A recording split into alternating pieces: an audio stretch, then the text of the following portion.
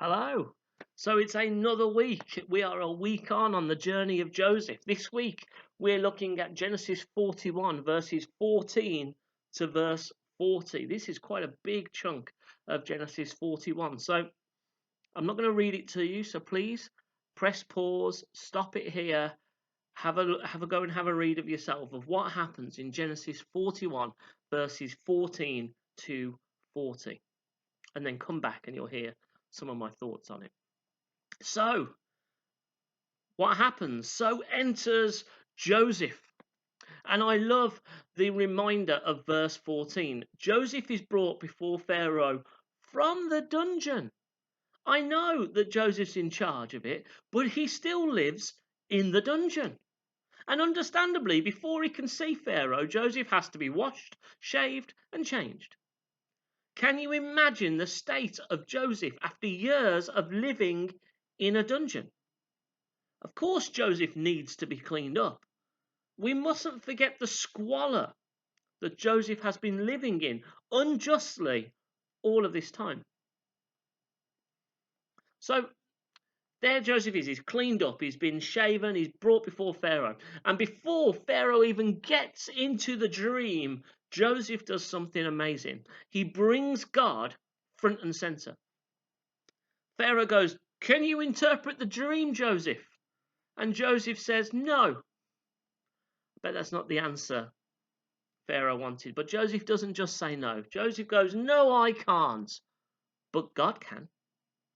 Joseph knows that his skills and his gifts come from God. And Joseph decides in his moment to put God front and center. Now, we're probably not going to be called before a king or a prime minister to interpret their dreams, but you have been given skills and gifts, things that only you can do for people that are in your sphere of influence. And the challenge I feel all the time, especially from verses like this, is are we trying to work out how do we give God glory in what we say and do with the skills and gifts He has given us for other people?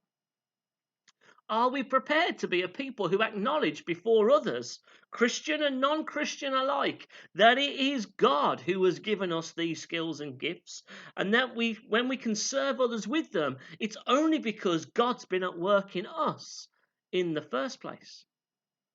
This can be hard to do. I don't get it right all the time. But my heart is to want God to be glorified.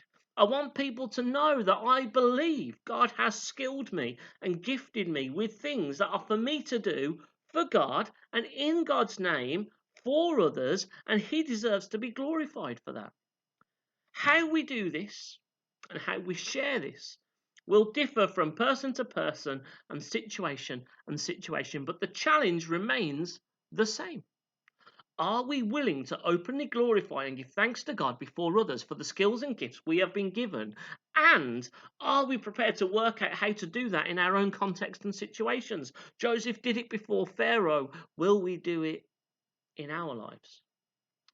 These verses in Genesis challenge me on how willing I am to do this. And so Pharaoh shares the dream. And Joseph interprets the dreams, openly telling Pharaoh that those dreams are from God, showing Pharaoh what is to come. Are we so willing to share with others what we think God is saying to our non-believing friends too? But here as well, Joseph doesn't just do this, he's in full swing. His spiritual gifts from God are being flexed and he cannot hold back. He doesn't just stop a dream interpretation, but he offers advice as to what Pharaoh is to do to help his people and his community. Joseph is taking his chance. He has been in the dungeon for years, serving and helping people, you flexing those giftings and those muscles that God has given to him. These spiritual gifts have been flexed and used continually in the dungeon. And now before Pharaoh, Joseph is no different. Humble, God-honoring, yet showing wisdom and care and discernment for all people. I love verses 37 and 38 because I can almost Picture it. Joseph explaining all of what, not only what the dream means, but what Pharaoh should be doing. Joseph having to look up to the throne where Pharaoh sits and he's surrounded by his council. As Joseph is talking and he's interpreting and he's sharing his advice, all these people are going, no, ooh, and ah. They're making all the positive noises and nodding and looking at each other. And finally, when Joseph is finished, Pharaoh looks at his council and he looks at them up and down, and they're all nodding and giving him all the good verbal signals. And Pharaoh looks at his council and goes, why haven't we got anyone like Joseph here?